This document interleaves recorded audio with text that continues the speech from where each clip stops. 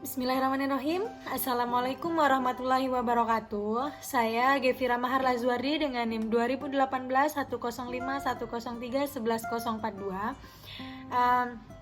Yang mana akan membawakan materi tentang sistem moneter internasional yang salah satu dari mata kuliah ekonomi internasional semester 5.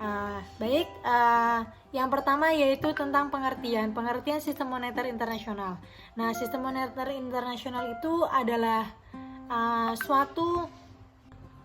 maksudnya adalah sistem moneter internasional adalah suatu sistem yang memungkinkan suatu negara dapat saling berhubungan dari negara satu dengan negara yang lain. Sistem moneter internasional menunjukkan seperangkat kebijakan, yaitu kebijakan intuisi, praktik, peraturan, dan mekanisme yang menentukan tingkat di mana suatu mata uang ditukarkan dengan mata uang lain. Suatu sistem moneter internasional yang berjalan dengan baik akan melancarkan perdagangan dunia, arus investasi asing, dan interdependensi global. Nah, maksudnya suatu sistem moneter internasional ini apabila lancar atau sistemnya tertata dengan baik ataupun rapi atau sesuai dengan kebijakan yang ada, maka perdagangan dunia akan berjalan dengan lancar. Yang selanjutnya yaitu untuk pembahasan yang kedua yaitu tentang sejarah sistem moneter internasional, yaitu menurut penulis Copeland tahun 1989, yang pertama yaitu periode standar emas atau gold standard.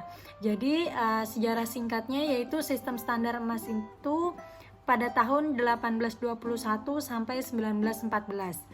Ciri-cirinya itu negara yang menganut standar emas menetapkan nilai mata uangnya dalam nilai emas. Jadi negara tersebut yaitu menetapkan bahwasanya nilai mata uangnya berdasarkan nilai emas.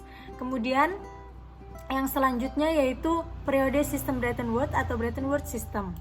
Maksudnya di sini yaitu sistem Bretton Woods ini pada tahun 1944 sampai 1976 adalah sebuah sistem perekonomian dunia yang dihasilkan dari konferensi yang diselenggarakan di Bretton Woods atau di New Hampshire pada tahun 1944, yaitu sebuah nama daerah. Konferensi ini merupakan produk kerjasama antara Amerika Serikat dengan Inggris, yang memiliki beberapa fitur kunci yang melahirkan dua institusi keuangan dunia, yaitu Dana Moneter dan Bank Dunia. Sistem Bretton Woods dibentuk dalam rangka menyelesaikan peraturan yang terjadi antara otonomi yang dimiliki oleh domestik dan stabilitas internasional. Namun, dasar yang terdapat dalam sistem otonomi kebijakan nasional, nilai tukar tetap, dan kemampuan untuk mengubah mata uang satu sama lain, yaitu bertolak belakang. Selanjutnya yaitu pembahasan tentang faktor yang mempengaruhi permintaan dan penawaran valuta asing.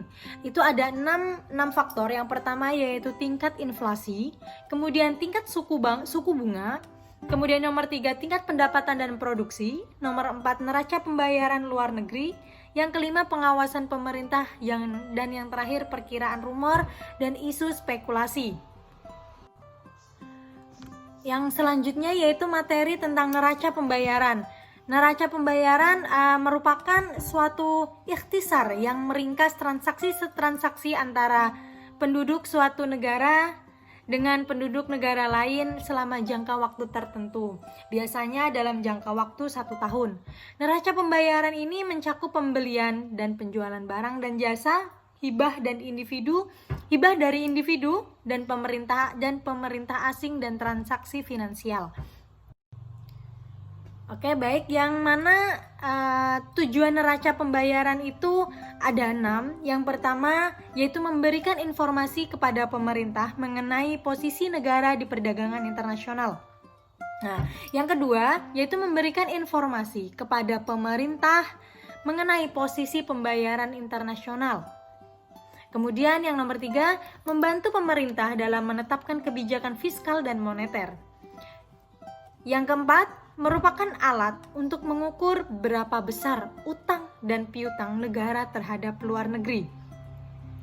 Yang kelima, merupakan alat untuk mengukur struktur dan komposisi transaksi ekonomi suatu negara dengan dunia internasional. Kemudian yang terakhir yaitu mengukur keadaan perekonomian dan posisi keuangan internasional di suatu negara. Baik, untuk materi sistem moneter internasional cukup sekian. Terima kasih. Assalamualaikum warahmatullahi wabarakatuh.